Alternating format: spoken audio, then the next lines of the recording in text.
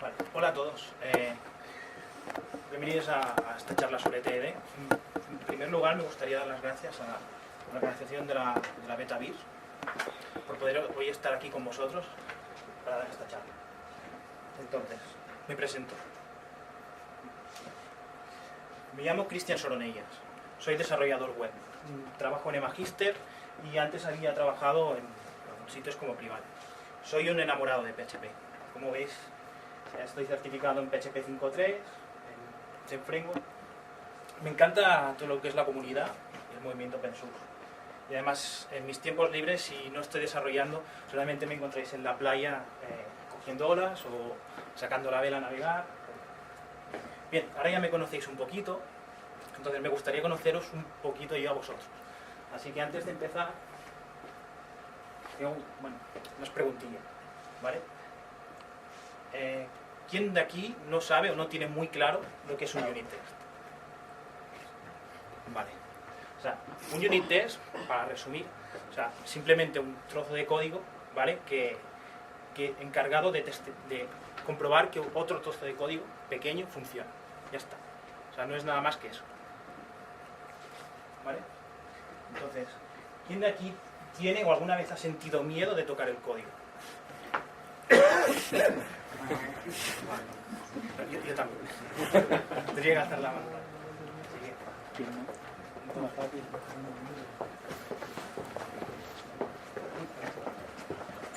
¿Quién de aquí tendría ahora mismo la suficiente confianza como para coger su código y subirlo a producción? Sin miedo a romper nada. Sin test. Sin test, sin nada. Subir a uno.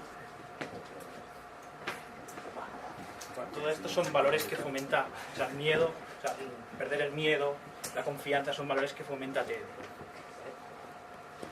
Entonces, os presento los objetivos de la charla.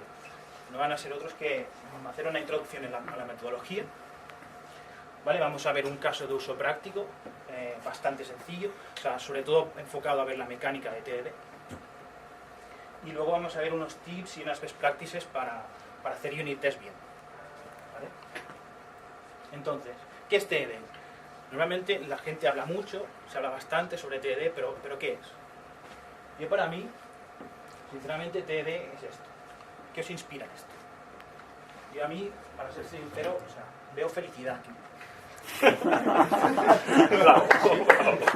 Veo caras de felicidad, o sea, son unos chicos, unos desarrolladores que están aquí picando su código, están contentos, les gusta. No sienten miedo. ¿No? Bueno, y esta otra foto que sugiere. A mí sinceramente me sugiere confianza. O sea, son los desarrolladores, los chicos, están ahí pues tocando su código, o sea, pueden refactorizar tranquilamente, pueden subir a producción, no pasa nada. ¿Vale? Bueno, ya entrando un poco en el tema. O sea, TED es una metodología de diseño de software, sobre todo de diseño de software, y no es cualquier metodología, está centrada en escribir código, ¿vale? Pero código limpio y que funcione. ¿Y qué es código limpio? Código limpio es aquel código que es fácil de leer, al menos para mí, fácil de leer, está testeado por test automáticos, cumple los principios SOLID y un largo etcétera. Básicamente es eso. Seguramente quien haya leído el libro de Clean Code de Robert C. Martin, o sea, le va a sonar un poco. TED, además, usa test first como punto de entrada. Es decir, yo antes de escribir código, voy a escribir un test. ¿Vale? Y esto nos va a ayudar, o sea, nos va a facilitar el escribir código y nos va a hacer que seamos más rápidos escribiendo. ¿Por qué? Porque esto nos ayuda a focalizarnos sobre lo que estamos desarrollando. Y además, o sea, nos proporciona una herramienta de feedback casi instantánea. ¿Vale? TED, además, usa refactoring para eliminar la duplicidad de código. Es decir, cuando yo he hecho mi test y he hecho mi código, o sea, es posible que haya generado duplicación, ¿vale? Pues a nivel de código no, pero es posible que haya generado duplicación. Pues la fase de refactoring me ayuda a eliminar esa duplicación y a escribir código más bonito. ¿vale? Además, usa baby steps para desgranar problemas complejos. Es decir, cuando a mí me viene una especificación, ¿vale? La puedo partir en pasos más pequeños y al final, o sea, todos estos pasos unidos van a formar la funcionalidad que se me pide, ¿vale? Entonces, es ideal para usarse conjuntamente con los unit tests. O sea, ¿esto qué quiere decir? ¿Que tengo que usar obligatoriamente los unit tests? No, no tiene por qué. Pueden usarse otros tipos de test. Yo, por ejemplo, esta misma semana, haciendo bug fixing, pues antes de arreglar cierto bug, he acabado haciendo primero un test funcional, por ejemplo. ¿Vale? Entonces, hasta aquí es más o menos las características principales de TD. Ahora vamos a ver el ciclo típico de TD. ¿Vale? Normalmente tiene tres fases, ¿vale? La fase de rojo, la fase de verde y una fase de refactoring. Es también conocido como el mantra TD o el ciclo rojo-verde refactoring, red, green refactoring. ¿Vale? Entonces, fase 1. La fase 1 simplemente hay que escribir un test. ¿Vale? Escribimos un test y iremos a comprobar a nuestro test runner, ¿vale? Que puede ser PHP Unit en caso de PHP, JUnit en caso de Java, PyUnit en caso PyUnit creo que se llama, en caso de Python, etc. Y hemos de comprobar que falla. Y aquí entran dos premisas. Y una es que no podemos escribir código hasta que no tengamos un unit test que esté petando. Y otra es que no podemos escribir más de un unit test o más de un test que sea suficiente para fallar. ¿Vale? Eso sería la primera fase. La fase 2. Simplemente hay que escribir el mínimo código para que ese test pase. ¿Vale? No hay más en esta fase. Y fase 3, que hemos de refactorizar aquellas partes duplicadas del código. O sea, una vez hemos escrito el código, hemos detectado algún nivel de duplicidad, hay que refactorizarlo y hay que extraerlo para que sea bonito. El objetivo de la fase 2 es arreglar el test que está fallando en el mínimo tiempo posible y escribiendo el mínimo código posible. El objetivo de esta fase es, no importa, o sea, el objetivo de esta fase es hacer código bonito, o sea, código limpio, que sea fácil de leer y todo eso. ¿Vale? Entonces, ¿por qué TDD? O sea, ¿por qué usar TDD? ¿Cuál es el valor que nos da TDD? Proporciona una manera predecible de desarrollar. Es decir, cuando me han dado la funcionalidad, le he partido en pasos pequeñitos, ¿vale? Cuando estos pasos pequeñitos ya están testeados y ya están implementados, ya sé que he acabado de desarrollar. ¿Vale? Y además, o sea, seguramente si he sido riguroso y he implementado y he usado bien la metodología, seguramente no van a haber fallos, o van a haber muy pocos. ¿Vale? Fomenta el uso de principios YANGNI y KISS y de la filosofía Dry. YANGNI es el acrónimo de You Ain't Gonna Need It, es decir, no vas a usarlo, y es un principio que se aplica también en Extreme Programming. Extreme Programming, para quien no lo sepa, es una metodología de desarrollo que se centra en la misma área que Scrum o parecido. ¿Vale? Y viene a decir simplemente que si una funcionalidad no la necesitamos, no tenemos por qué añadirla. ¿Vale? Y no la vamos a añadir. KISS es el acrónimo de Keep It Simple and Stupid. Es decir, mantengámoslo simple, no lo hagamos complicado. ¿Vale? Y la filosofía Dry es Don't Repeat Yourself. Es, básicamente no te repitas, y hace referencia a la fase de refactoring de TD.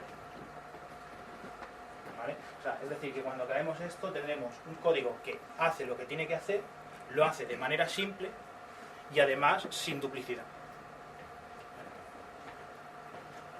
Entonces, TD es una metodología que infunde coraje a los desarrolladores y puede manejar el miedo. Es decir, si yo desarrollo con una test suite que me cubre todo mi código, es decir, voy a desarrollar con mucha más confianza, o sea, voy a desarrollar sin miedo.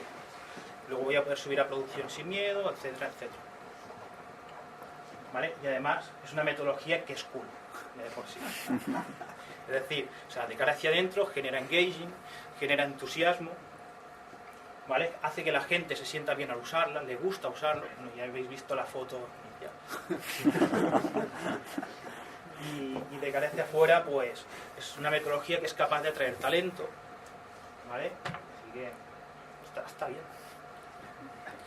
Bueno, llegados hasta aquí podríamos continuar profundizando en la TDD, ¿vale? Pero o sea, yo creo que vale más la pena, o sea, poner en práctica y ver todo el ciclo, ¿vale? Y alejarnos de teoría, ¿vale? Así que os propongo seguir un poco el desarrollo de una pequeña librería para el cálculo de factoriales, ¿vale? Y tengo que decir que la librería está escrita en PHP, ¿vale?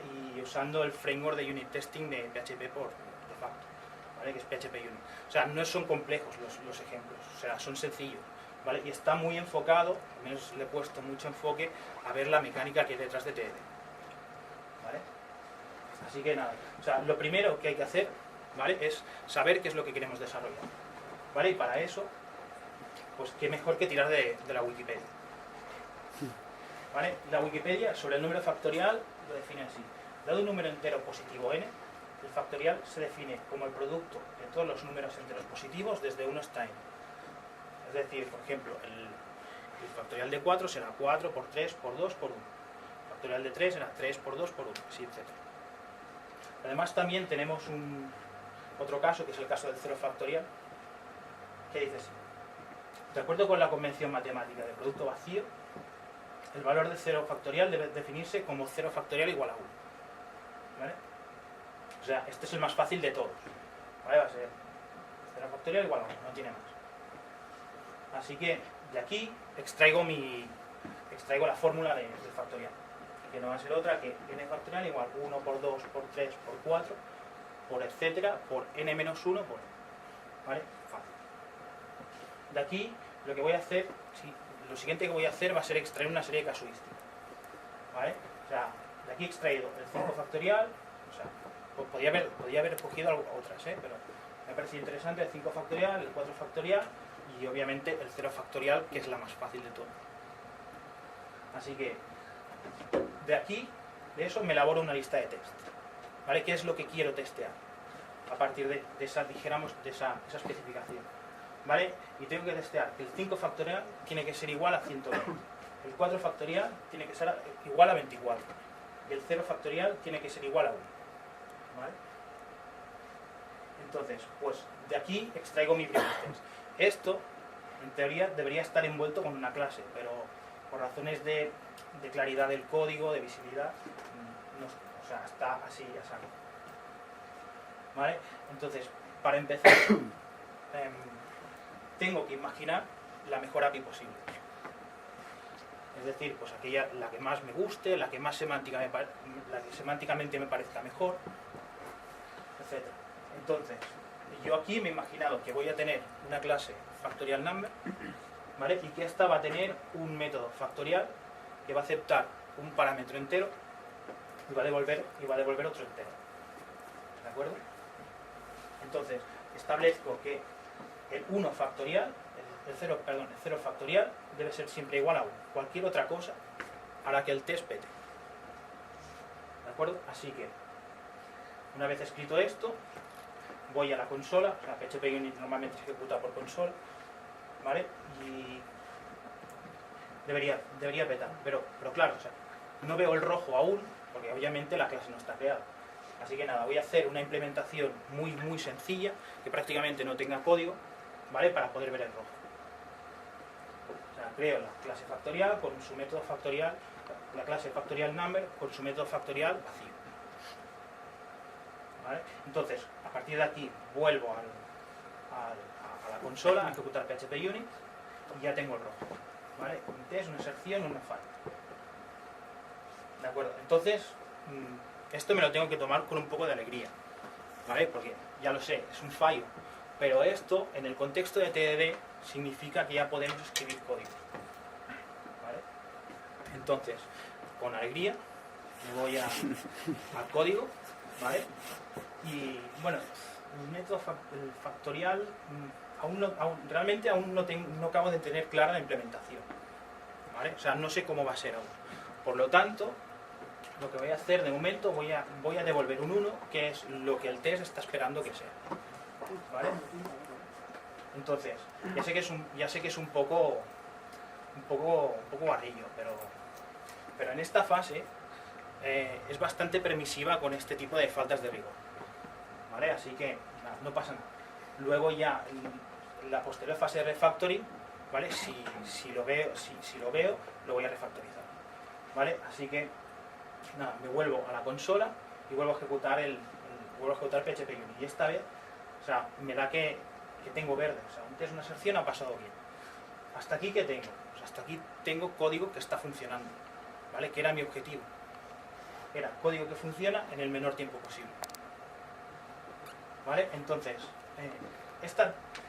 esto que he hecho ahora, o sea, de devolver lo que al test le interesa, es una técnica que en TDD se llama fake it. Y normalmente se usa cuando no tenemos clara cuál va a ser la implementación del código. Cuál va a ser la implementación y si ese, o sea, teniendo en cuenta que tiene que ser código limpio, ¿vale? Entonces, aquí puedo refactorizar. Realmente sí, podría refactorizar. Por ejemplo, le podría pasar el parámetro n, ¿vale? Y en vez de devolver un 1, devolvería n y también me continuaría pasando. Pero como en el siguiente caso lo voy a tener que hacer igualmente, pues me da igual hacerlo ahora que hacerlo luego. Así que vuelvo a mi lista de test, ¿vale? Tacho el caso que acabo de, la casuística que acabo de solucionar, y marco la siguiente que voy a hacer. Como entre el 5 factorial y el 4 factorial realmente, o sea, a nivel de dificultad, o sea, van a ser prácticamente lo mismo, o sea, me da igual coger el 4 que el 5. Así que cojo el 4, que está por orden 1, ¿vale? Y lo mismo, vuelvo a mi clase de test y añado otra sección de igualdad, comprobando que el 4 factorial tiene que ser igual a 24, ¿vale? Entonces vuelvo a la consola, ejecuto PHP Unit, perfecto, o sea, contentísimo, vuelve a fallar, perfecto, ya puedo volver a implementar, ¿vale? Entonces vuelvo a mi código, vuelvo a mi clase factorial number, pero continúa igual que antes. Realmente, o sea, no tengo clara cuál va a ser la implementación aún, pues no tengo lo suficiente como para verlo. Así que nada, o sea, lo que voy a hacer, voy a añadir el parámetro n, ¿vale? Y voy a distinguir que si es 0, devuélveme un 1, si no, devuélveme 24. Continúo con el fake it. Entonces vuelvo a ir a la consola, vuelvo a ejecutar PHP Unit, ¿vale? Y bueno, como mínimo, llegados hasta aquí, tengo código que funciona, ¿vale? Entonces, vamos a por la siguiente casuística, que ya va a ser la última de todas. Y es el caso del 5 factorial, que tiene que ser igual a 120. Como antes, vuelvo a mi clase de test, ¿vale? Y añado otra sección que me va a comprobar que el factorial de 5 tiene que ser igual a 120. Cualquier otra cosa hará petar. Y por supuesto, con gran alegría, el test me acaba petando, ¿vale? Entonces, ya vuelvo otra vez al código, a la clase factorial number, a implementar esta casuística. Pero continúo exactamente igual, es decir, aún no tengo clara la implementación, no tengo suficiente como para ver cuál va a ser la implementación final. Así que continúo con el fake it. Si n igual a 0, devuelve un 1. Si no, si 4 igual a n, devuelve 24. Y si no, devuelve el 120. Pero bueno, aquí y en este caso las cosas empiezan a ser un poquito más claras. Ya tenemos más con lo que evaluar cuál va a ser la implementación final. Así que esta vez sí que va a haber fase de refactor, ¿vale? Entonces me vuelvo a la consola, vuelvo a ejecutar PHP Unit y esta vez continuamos teniendo lo mismo, o sea, textos, excepciones y código que funciona. Entonces, ahora tengo que refactorizar porque ya he visto algo, ya hay algo más claro. Entonces, aquí tenemos ahora mismo dos tipos de duplicidad. ¿Alguien lo ve? ¿Alguien las ve?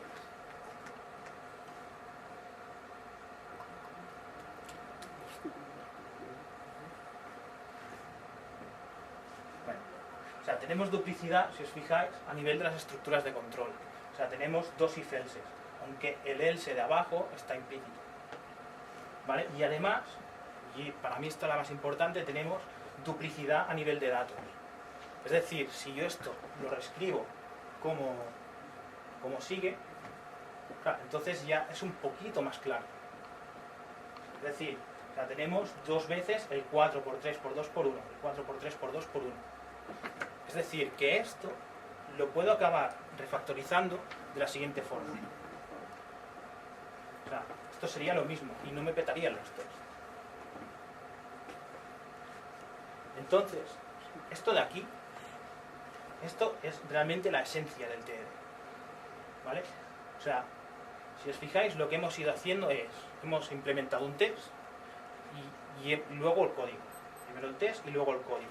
Hasta que hemos llegado a un punto que la duplicidad, las partes duplicadas eran muy evidentes. ¿Vale? O bastante evidentes. Entonces ya podemos refactorizar bien y ya podemos hacer código limpio. ¿Vale? Entonces, esto acabaría siendo lo que sigue aquí. O sea, nos cargaríamos una estructura de control porque ya no la necesitamos y acabaría siendo esto de aquí. Es decir, o sea, el diseño en este caso ha acabado brotando, o sea, ha acabado naciendo y emergiendo de los tests. ¿Vale? Este último paso que he dado es otra técnica que en TDD se llama Obvious Implementation, ¿vale? O sea, implementación obvia. ¿Vale? Y es cuando ya la implementación es muy evidente. Normalmente es la técnica que más se usa. ¿Vale? Pero incurrir directamente en Obvious Implementation tiene sus defectos.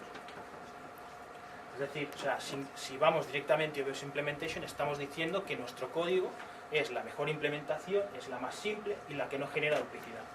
Y a ver, entonces sabemos que solo Dios y Linus Torvalds escriben código sin libre de bugs, ¿sabes? Así que, entonces, volvemos a la consola, ejecutamos los tests y obviamente, o sea, esto continúa funcionando, pero esto ya es código limpio, o sea, esto ya vale para todas las casuísticas. ¿Vale? Entonces, volvemos a nuestra lista de test y atachamos la última. Pues ya hemos acabado. ¿Vale? Si os fijáis, para este caso he tenido que hacer 3 casuísticas. ¿Vale? Pues esto también es otra técnica que en TDD se le llama triangulación. Y es decir, hasta que no tenemos claro un caso, o sea, hasta que no tenemos claro una implementación, vamos añadiendo test. Vamos añadiendo test hasta que acaba saliendo. Y a esto se le llama triangulación. ¿Vale? Entonces, hasta aquí, bueno, os tengo que decir que hay otra característica de TDD, y es que cuando la llevamos a cabo y la usamos, ¿vale? O sea, nos acabamos sintiendo algo parecido a esto. ¿Vale? O sea, una especie de ninja místico, una cosa así. Bueno, hasta aquí, bueno, hemos visto, o sea, hemos hecho una introducción a TDD. O sea, hemos visto el ciclo típico de TDD, o sea, o el mantra de TDD. Y hemos acabado viendo un caso práctico, sencillito, pero práctico. Entonces, podríamos continuar profundizando en TDD. ¿Vale? Es decir, igual que hemos visto técnicas para hacer que los tests pasen de estar en rojo a estar en verde, o sea, también hay técnicas para cuando los tests están en rojo, o también hay técnicas para refactorizar. ¿Vale? Pero creo que también tiene sentido dar un poco de best practices de unit testing, ¿vale? Porque van muy relacionados entre sí. Así que seguidamente vamos a ver unas cuantas best practices para escribir unit test con un poco de rigor, ¿vale? Entonces, la primera de todas, ¿vale? Tenemos que usar nombres de test descriptivos y coherentes. Es decir, o sea, pongo un ejemplo, ¿vale? Public Function Test Find. O sea, este nombre nos da muy poca información, ¿vale? O sea, find, pero find de qué, bajo qué criterios, o existe algún criterio de ordenación, o hay algún rango, algún límite. O sea, carece de información esto. Luego, si los tests nos petan, veremos que está petando el test find. Pero, claro, ¿test find de qué? Tienen que ser más descriptivos porque nos tienen que dar visibilidad. O sea, nosotros cuando están petando los tests, o sea, tenemos que saber nos tiene que permitir saber directamente ya que está petando, prácticamente. Y este obviamente no nos lo da. Así que, o sea, un nombre descriptivo, por ejemplo, sería este. Public function test find user by email ordered by ID. O sea, fijaos que aquí ya nos está dando un poquito más de información. Es decir, o sea, test find user, o sea, estamos buscando usuarios by email, por su email, ordered by ID, ordenados por su ID. ¿Vale? Y todo simplemente por un tema de visibilidad. Siguiente. Esto a Chuck Norris le gustaría. Tengo que decir. Así que, bueno, siguiente best practice. Tenemos que intentar siempre usar la mejor aserción posible. Es decir, y por lo mismo que antes, o sea, también por un tema de visibilidad. Y esto también implica conocernos bastante bien nuestro framework de unit testing. Porque tendrá tropocientas mil aserciones que la mayoría, o muchas veces, no se conocen, no sabemos por qué eso. O sea, nos lo tenemos que mirar y saber cuál aplicar en cada caso.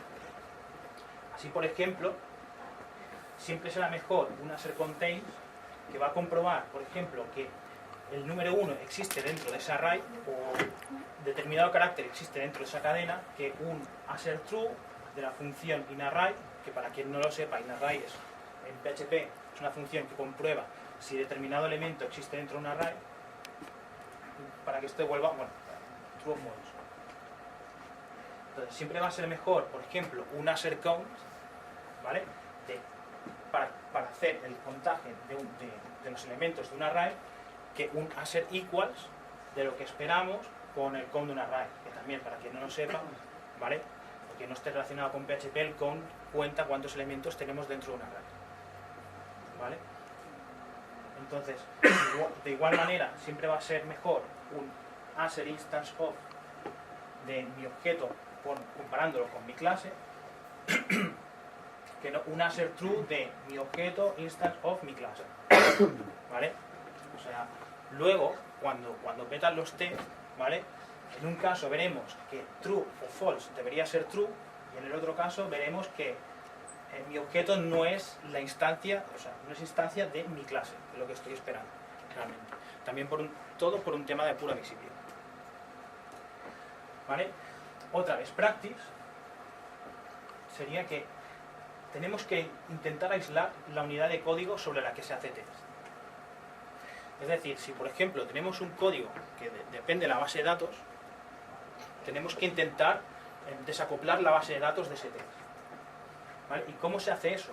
Existen varias técnicas para hacerlo, ¿vale? Una se llama stub, otra se llama mock, otra se llama fake y la otra se llama spy. Las más usuales, las más comunes son los stubs y los mocks, ¿vale? ¿Qué es un stub? Un stub simplemente es un objeto que actúa en sustitución de otro y en el que nosotros le hemos preconfigurado el comportamiento de alguno de sus métodos y lo que va a devolver. Y un mock es exactamente lo mismo, pero además hace aserciones sobre los métodos que se han llamado. Es decir, que si nosotros configuramos un mock, por ejemplo, mi clase carrito, o sea, le configuramos un mock para que haga aserción sobre el método update, por ejemplo, y se acaba llamando por lo que sea el método remove, eso va a hacer que el test pete y nos vamos a dar cuenta. En cambio, con un stub no. ¿Vale? Y para ver este caso en concreto, propongo este ejemplo de código. Simplemente un usersDAO, ¿vale? Que tiene una variable privada, db, que simplemente va a guardar una referencia a la conexión a base de datos. ¿Vale? Esto se inyecta por constructor y al final el find by email acaba ejecutando el método query, pasándole una consulta SQL y devolviendo un nuevo objeto de la clase user. ¿Vale? Un ejemplo de test acoplado y de test que no se debería hacer sería esto. en el que voy a hacer el test de Find by Email, ¿vale? Instancio una nueva conexión a base de datos, ¿vale? En mi base de datos de test, se la paso en la instanciación a UsersDAO y luego acabo ejecutando el Find by Email y que me acaba devolviendo un nuevo usuario, ¿vale? Sobre esto acabo haciendo una aserción de igualdad entre lo que me devuelve el UsersDAO, bueno, y más en concreto el método getEmail y el email hile@example.com, ¿vale? Esto acaba siendo un problema, porque por ejemplo, si da la casualidad de que ese día la base de datos de test está caída, ¿vale? Este test va a estar fallando siempre, ¿vale? Aunque el código sea correcto y aunque el código esté funcionando bien, ¿vale?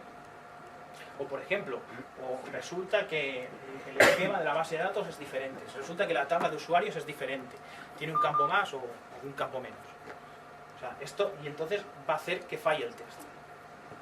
Lo más probable es que acabe fallando. Y aunque nuestro código es correcto. Por lo tanto, ¿cómo procedemos en este caso? ¿Qué tenemos que hacer? Básicamente tenemos que moquear la base de datos, ¿vale? Tenemos que moquear el objeto de bConnection, la clase de bConnection. Entonces, esto sería un ejemplo de cómo hacerlo. Lo primero de todo, voy a hacer un fake de lo que me va a devolver la base de datos.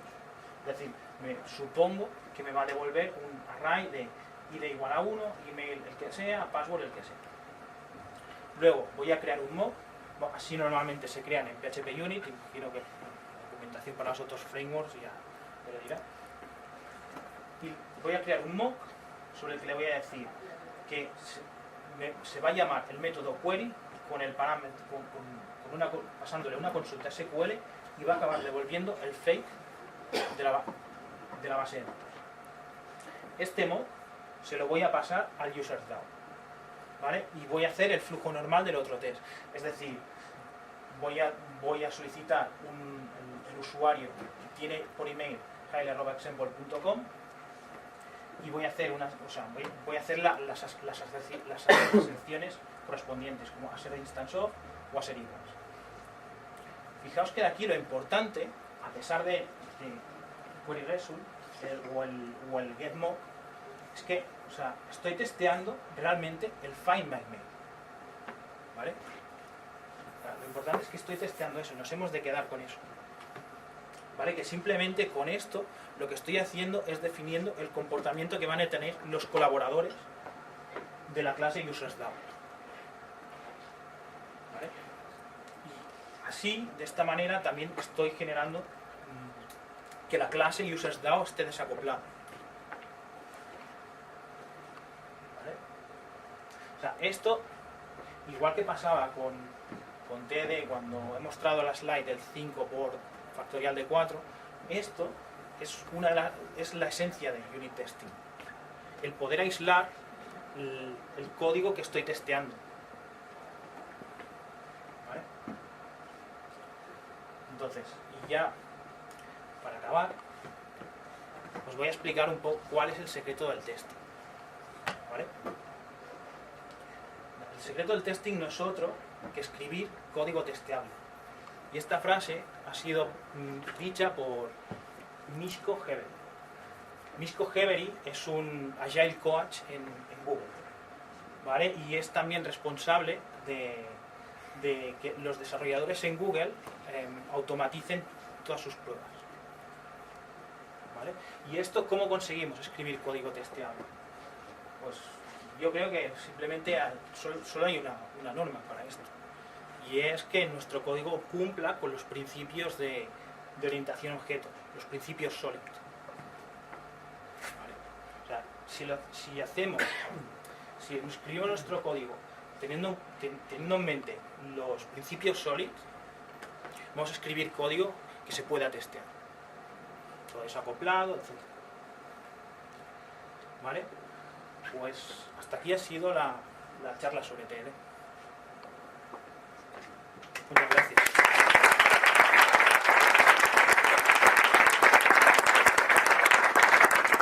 ¿Tenéis preguntas para Cristian? ¿Por aquí?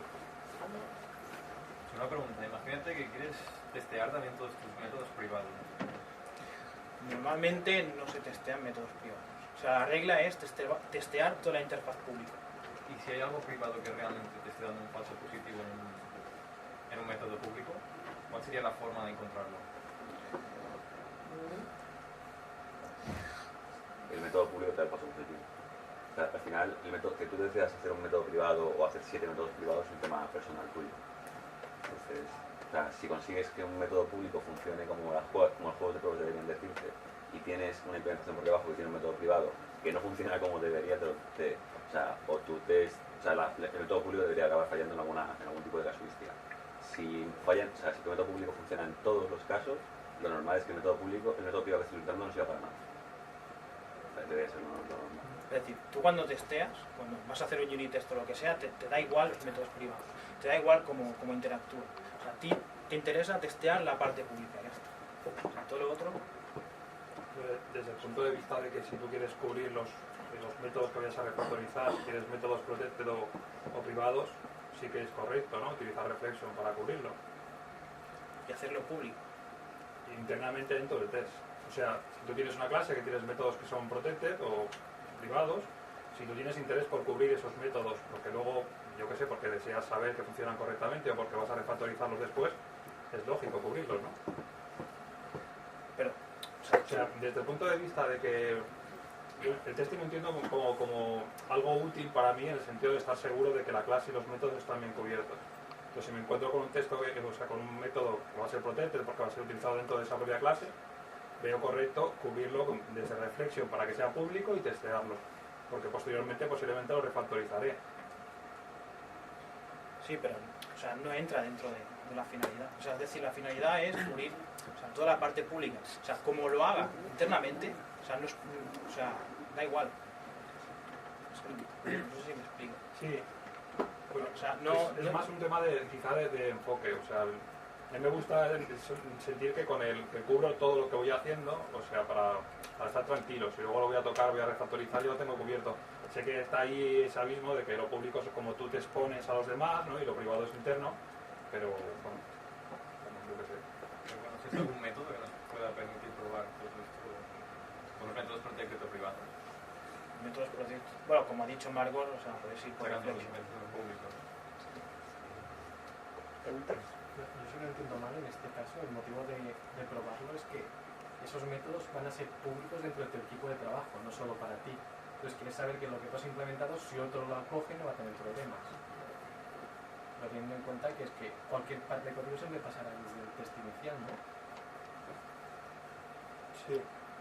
Sí, o sea, el sentido es que si ese método al final, por ejemplo, lo vas a tener que acabar tocando, pues yo veo lógico dar la vuelta con Reflection y testearlo. O sea, Pero sí que es cierto que esa clase, si tú la expones a los demás, son los métodos públicos, ¿no? Los que tienen que implementar los demás, ¿no? Pero, no sé, yo lo veo lógico. la idea de una clase es que es una caja negra y puedes cambiar los privados sin cambiar el comportamiento en general. Entonces, testear los privados. Claro, pero si tienes que cambiar los privados y precisamente el hecho de cambiarlos sin una cobertura de test te va a complicar la vida, o sea, yo encuentro lógico cubrirlo. Si tienes que cambiar los privados al testear el público, si el privado falla, te falla el público. Claro, pero no me va a apuntar dónde. Me va a apuntar al público y posiblemente querré que sea el privado. Pero No sabes puedes- cuál de tus tests a ese método público falla. El código que Sí, estás testeando a ver, es interpretable, ¿eh? O sea, no sé, quizá yo no lo veo de la manera correcta, pero me hace sentir cómodo cubrirlo así. No, bueno, si te sientes cómodo. Sí, sí. Porque no se puede testear desde dentro de la propia clase que tiene el método privado. Bueno, en teoría, si lo tienes todos acoplado, incluso podrías inyectar algún mock, por ejemplo. ¿Vale? Y comprobar qué te está pasando por donde te pasa. Pero yo para mí, o sea, creo que el hecho de intentar testear métodos privados es complicarse la vida, sinceramente. O sea, vas a testear la interfaz pública y si eso funciona, pues...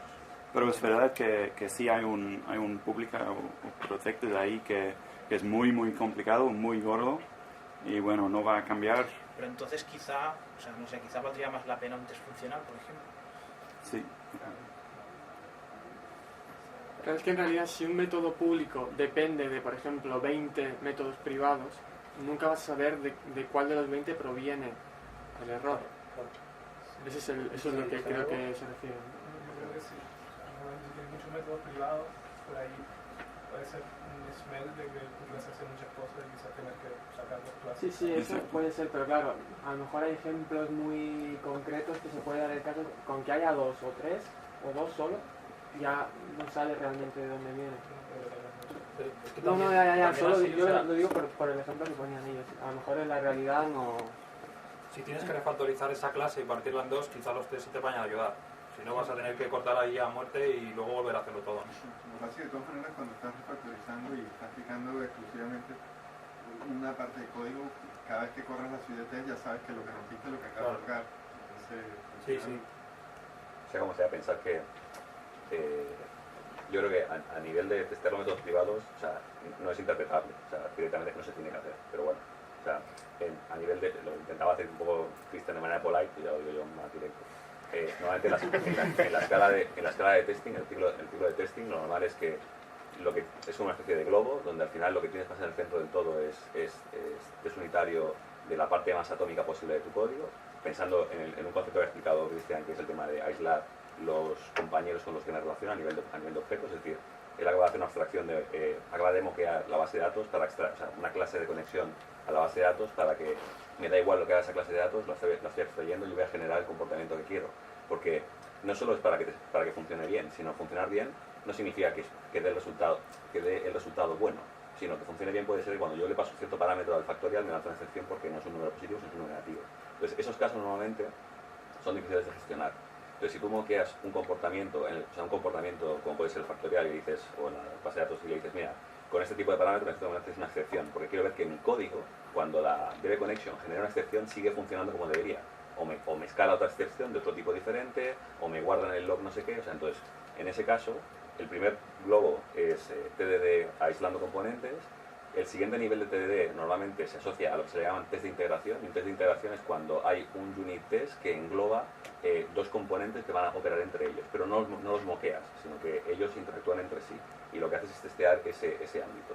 Entonces, hay ciertos niveles en los que testeas de manera unitaria el tema de integración. Después de integración vienen los test funcionales, y a partir de ahí aceptantes, etcétera. Pero, o sea, os estáis olvidando del tema del mock, que tiene un principio que es aislamiento de los componentes con los que te relacionas, eso es súper importante. Y luego hay un factor que aquí no hemos comentado, que es el tema del coverage.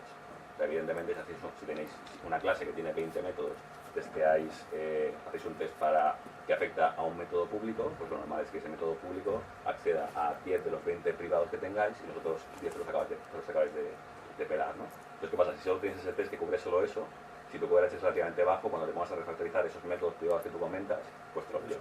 Entonces, por eso normalmente se habla de mezclar, de tener un nivel de coverage suficientemente alto, porque si te da por refactorizar incluso un método privado y convertirlo en dos o lo que sea, es un tema personal tuyo. Pero a nivel público la interfaz debe seguir funcionando igual. Si tú decides abstraerlo con un Redis o con una base de datos real o con un array, es un problema tuyo. Pero yo lo que quiero es que como cliente de tu clase me proveas el servicio que yo necesito.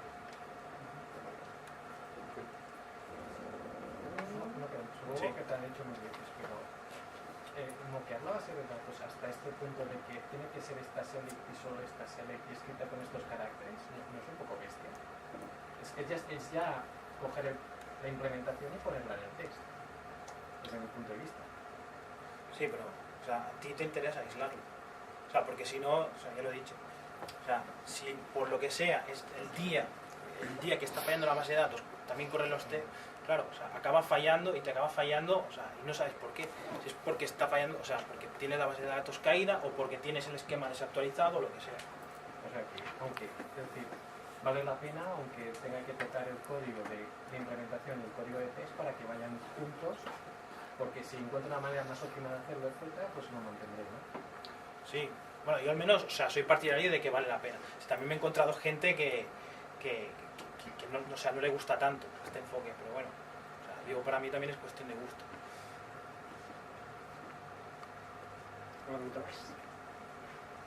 Sí. ¿Qué piensas sobre, a ver, al hacer varios test, refactorizas, ¿vale?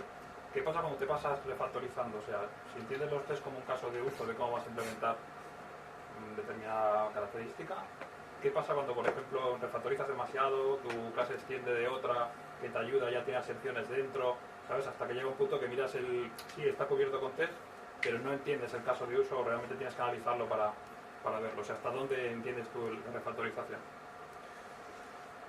Bueno, es que, bueno, claro, depende. O sea, hemos de intentar que siempre sea lo más simple posible. Claro, para no hacer sobre ingeniería, este tipo de cosas. Sí. Para mantenerlo lo más simple posible. Al principio de X, pues mantenerlo lo más simple posible. Siempre.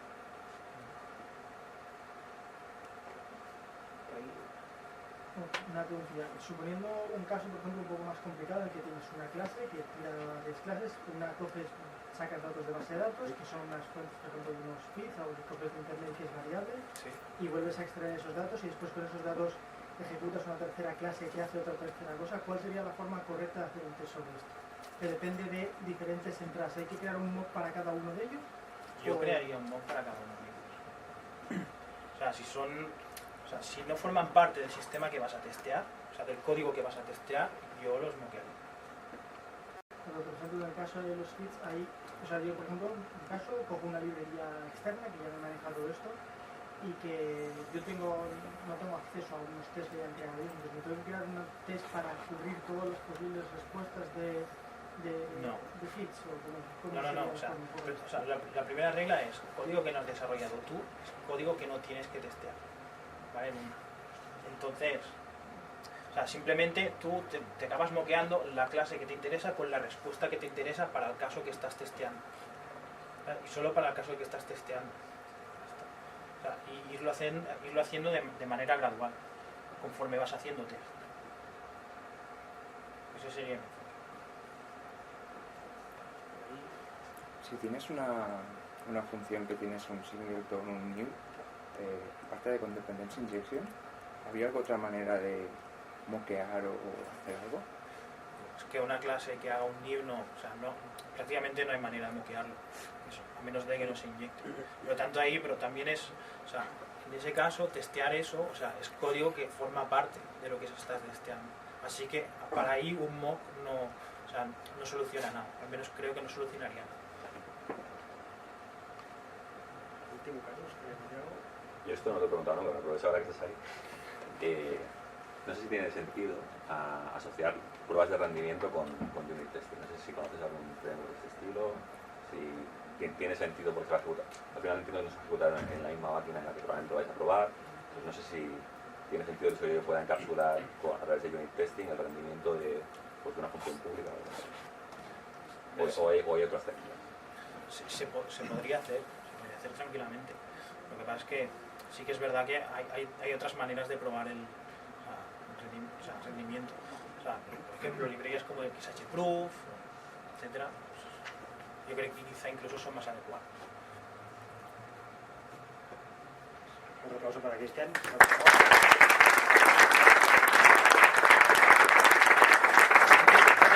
Antes de acabar, bueno, que sepáis que en eMagister buscamos siempre gente, ¿vale? Y ya sabéis que nos gustan estos jueguecitos. Todos estos jueguecitos, ¿vale? O sea, TD, incluso tenemos dos monigotes de Chewbacca, de Raider, así que si os mola esto, pues podéis enviar un correíto a quieroserunninja@magister.com. Muchas gracias.